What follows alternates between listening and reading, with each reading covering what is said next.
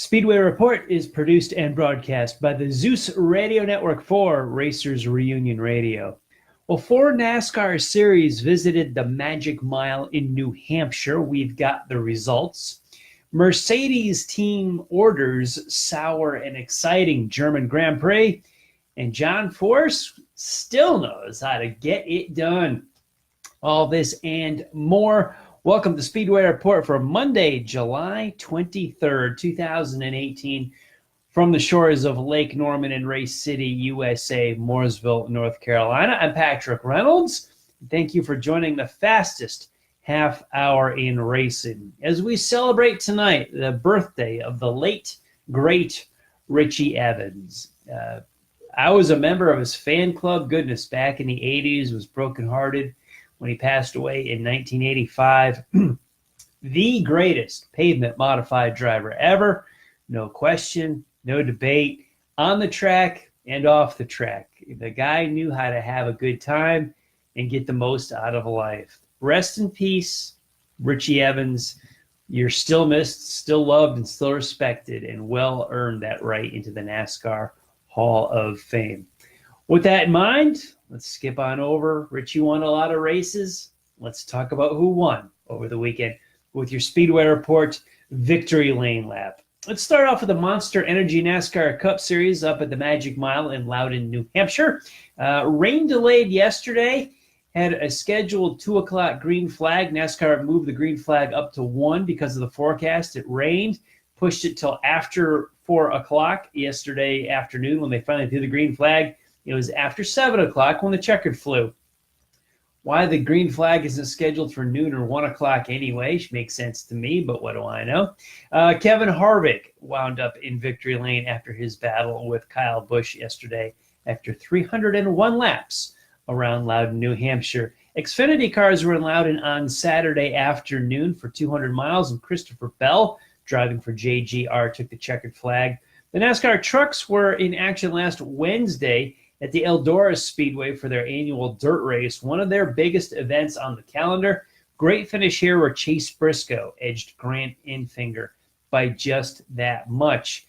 And in a similar type of finish, as usual, NASCAR's Wayland Modified Tour were at Loudon, New Hampshire. They preluded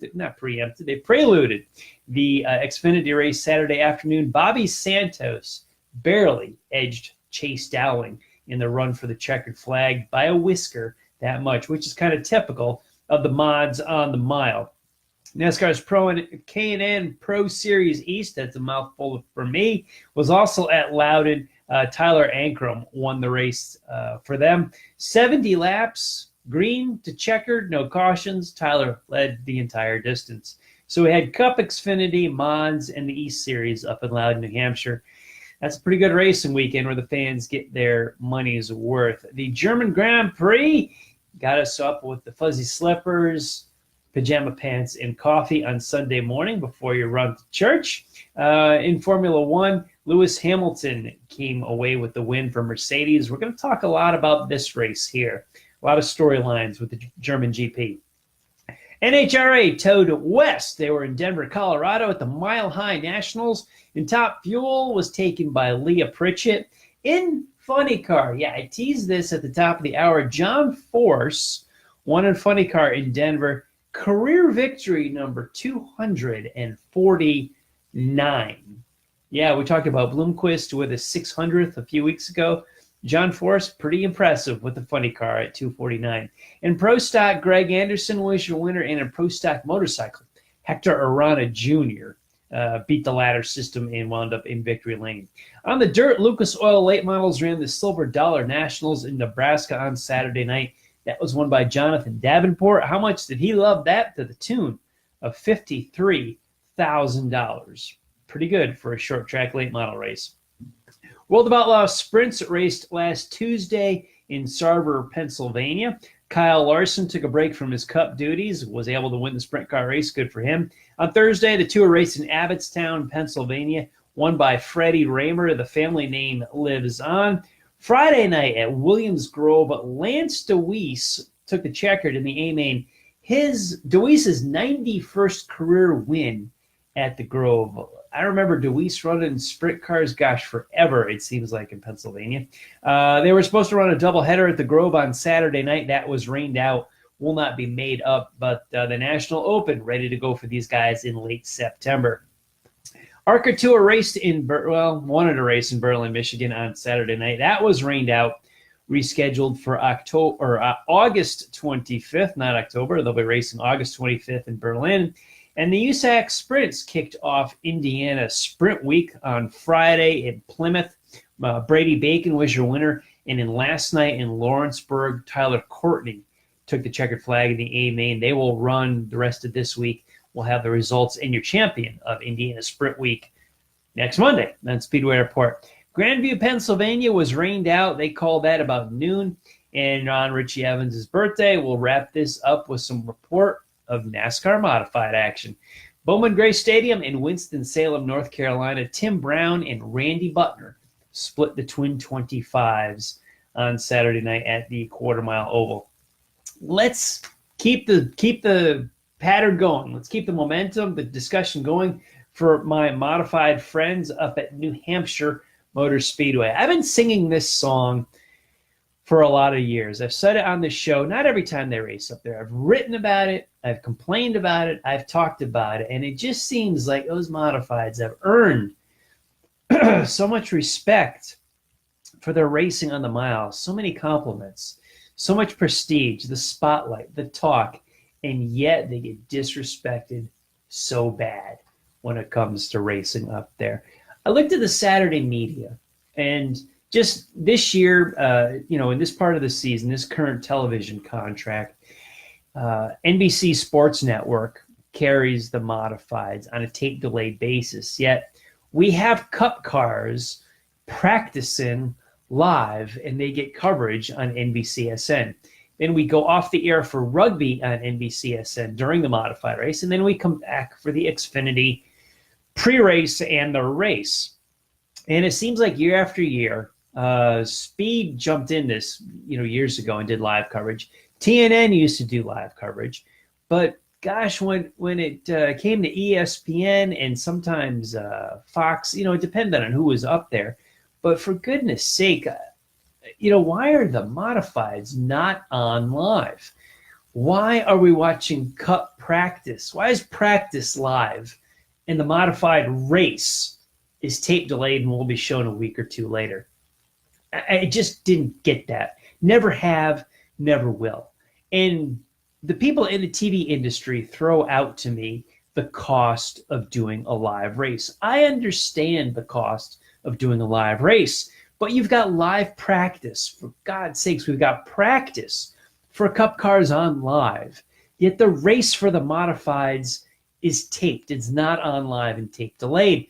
So you give me the argument that Cup draws a bigger television audience. Well, yeah, of course it's going to draw a bigger television audience because you've televised their practice sessions for live for decades, and you've made stars out of these guys, but you won't televise live the darn race for the modifieds. You've cultivated a series of stars in the Cup Series, and you shoved the modified guys under a rock. Is the tail wagging the dog or the dog wagging the tail? You can't get big television ratings for the modified race because you don't do it live, and you tape it and you show it a week or two later when it's clearly the best race of the New Hampshire weekend. Has been since we started. Case closed. Since that track, well, it was Breyer Motorsports Park back in the day. We had a short track and a road course. We rebuilt that. We tore it down. We rebuilt that. We opened it up in 1990. We ran Busch cars there for 3 years. In 93, the Cup Series came there. The modifieds were part of that race, part of that racetrack since 1990. They've been part of the Cup weekends there for a long time. Since 1990, the modifieds have been the best race of New Hampshire. Modifieds, my favorite division of all time. Certainly my favorite division within NASCAR, but I understand my bias. I'm cool with that. That you're biased against them. You're darn right I am. Okay, I got it. I grew up on modifieds. I love them. I understand not everybody feels that way.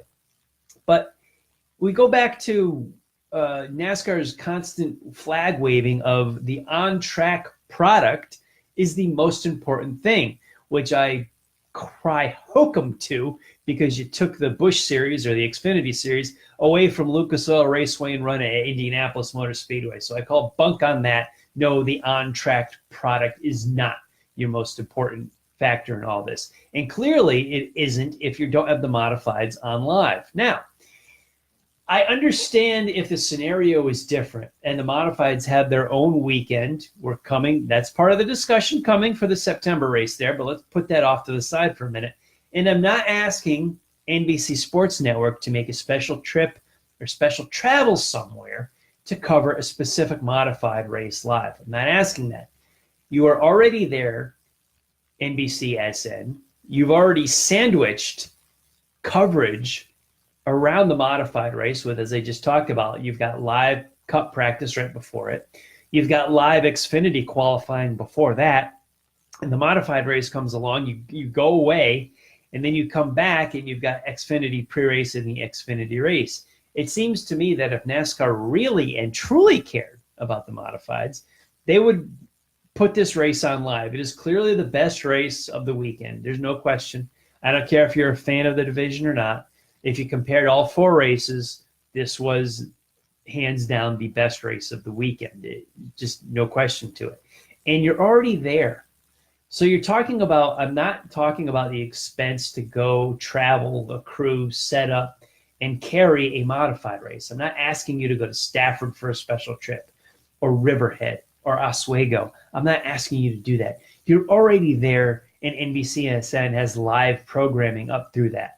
I've complained to Fox, to ESPN about this, and you break away for the modifieds. You cultivated the Cup Series into stars. That's where your big TV ratings are, and you shove the mods under a rock. Give me 20 years of live coverage with the modifieds. Maybe we would make stars out of them too, and they'd be as big a name as the Cup guys, possibly even bigger. I'm telling you, the tail is wagging the dog on this. Now, I alluded to the September race, the Musket 250, their big modified race coming up at New Hampshire Motor Speedway. To the NASCAR fans that complain, NASCAR took away a race from took away a weekend from the New Hampshire Motor Speedway. No, they did not. You still have two very healthy NASCAR weekends at the New Hampshire Motor Speedway. They did take away a division for you, the Cup Series, only races there in July now. And they shifted their cars around to now the modifieds have the lead factor in the September weekend with their 250-lap race, which I think is wonderful. I've been dying for the modifieds to have a big race, which so many have faded away over the years. The 80-lap Spring Sizzler, the Pentax 200, the Thompson 300, the Bud 200 at Oswego, the Twin 250s at Martinsville. I could go on and on and on about these big distance races that modified schedule used to be peppered with. As a race fan, I used to love. And there was even a discussion on Facebook as late as this afternoon. Shane Bailey, thanks for the talking point. I wanted to bring it up on this show tonight. A lot of this is hearsay through a Facebook discussion. So that's my source of information. Take that for what is worth. We all follow politics, and we know how Facebook does a wonderful job, wonderful meaning crappy job of covering that. So with Facebook as my source, there have been talk of teams complaining about the cost of running the 250 in September. Possibly true. I'm not a modified tour car owner. I don't know what the purse will be for the September race top to bottom. I know I've heard it paid $25,000 to win. I have not seen a complete purse top to bottom, so I don't know what we're paying out for each position. Maybe it's out there. I just haven't seen it. I'm not a modified tour car owner or team owner, so you're right. I don't know what it costs to actually win the race. But I'm talking about from a fan's point of view, we used to have these extra distance races all the time. Different tracks would hold big events, and there were so many tracks that featured modifieds and so many big events along with the weekly series. There was a lot of marquee events that were traditional, long distance, big races. I'm looking forward to the Musket 250 in September from a fan's point of view. What concerns me is I've heard there will be a stoppage in the race. I hate breaks of any kind, of any style, in any race. I don't like a fuel stop in the Knoxville Nationals. I could not care less about the NASCAR All-Star Race or Bud Shootouts in Daytona. and I sure as hell don't like stage racing on a week-to-week basis in NASCAR's 3 National Touring Series. So a stoppage in the 250 in September, I'm not a fan of, but I'm a big fan of the modified. So, if I could make a change, and this is just hearsay on me, I would love to see 250 just go green to checker. Let's race it and let the cautions fall where they may. On the mile at the New York State Fairgrounds, the dirt modifieds raced there for so many years, and they ran their first the 100, the 125, 188, and finally the 200 lap distance. And that race did not have stoppages. It was just clearly just run through, run your pit stop strategy. It's a big, big, big event. Yes, big, big, big cost yourself. I understand that. As a race fan point of view, who you want me to buy a ticket for an event, give me the 250s. I love the 50s. I love the 25s. But give me the 200s, the 250s, the 300s, and leave the pit strategy open. Don't have stops. Don't have competition cautions. Don't have a mercy rule. Let the cautions fly. If we have green flag pit stops, so be it. If we have lots of cautions, so be that. I'm good either way. But I'm looking forward to the Mod 250, and I'm trying to put some positive energy into that race. Maybe even consider taking a flight up for this sucker. It's a big 250 on the mile. I'm game. I love modified racing on the mile. I can't commit to it yet, but we'll see what happens. It's only July 23rd. On the mile itself, Kevin Harvick on the Cup race bumped his way past Kyle Busch. Bump and run. Not racing. Not impressed. When did this become acceptable? So many people jump on board with that's racing, and they quote awful Days of Thunder as Rubbin's racing. That's not the Bible for motorsports. I knew the talented drivers as I was a kid. Let's talk about Richie Evans. They knew how to pass guys without touching them, and that was skill. I'm still impressed with that aspect. Putting the bumper to them and moving them out of the way, and Rubbin's racing, and it's crap. That's not racing. Unimpressed by the pass for the lead yesterday. What I was impressed with some passing was one Englishman, Lewis Hamilton. Started the German Grand Prix in 14th because, as we've heard for so long, you can't pass in Formula One. Ha, ha, ha. He had a hydraulic failure in Q2 on Saturday. Bottas, his teammate Valtteri Bottas at Mercedes had a hydraulic failure a few weeks ago, and his car dropped out of a race for the same type of scenario. He fixed it. Hamilton made his way to the front from 14th, used some strategy with the tires, with the rain that came in Germany. They played it to perfection. And then what we heard over the radio was Bottas was told to hold position behind Hamilton for them to take a 1-2. There were also team owners from Ferrari for Raikkonen to move over and let his faster teammate Sebastian Vettel pass earlier in the race. That soured a real good Grand Prix, a real good race.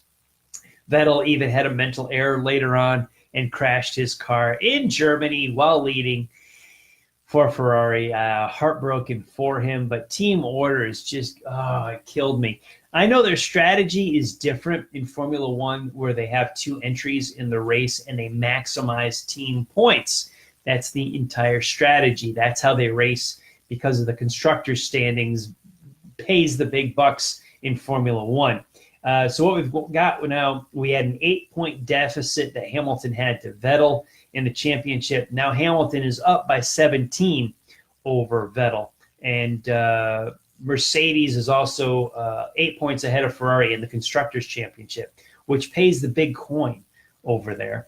But just the team orders, gosh, guys, I understand how the sport works, but from a fan's point of view, it sucks. Much like a stoppage in a race, from this fan's point of view, it sucks when you have a built-in red flag or built-in stoppage. And, from this fan's point of view, I was a fan of the 200s, the 250s, and the 300s for modifieds. I'm a journalist. I write, I watch, I broadcast. I'm still a fan at heart, and I speak from that point of view a lot of what's going to make me go buy a ticket to a race or turn it on television.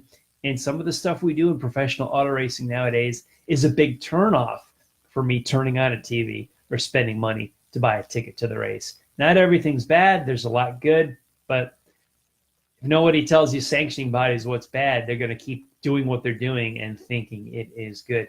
Good news to report. I was thrilled with this news last week. Laguna Seca will be back on the IndyCar schedule. I thought that track was spot on in the 1980s and earlier 1990s for the kart series and then the Champ Car series. Saw so many of the greats in the glory days of IndyCar in the early 1980s, and then that famous pass, Alex Zanardi going around Brian Herta in 1996 in the corkscrew. So good to see Laguna Seca back on the IndyCar circuit. Love that. Looking forward to it.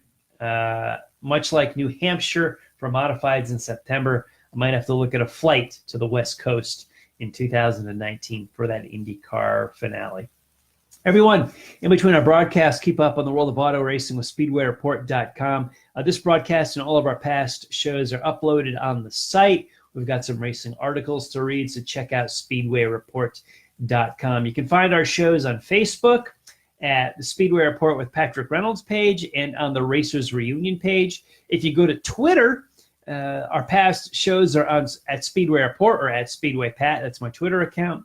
We're in the racersreunion.com forum and speedwayreport.com. You can also check it out at Google Plus and LinkedIn, as well as our brand new YouTube channel that we started a few months ago.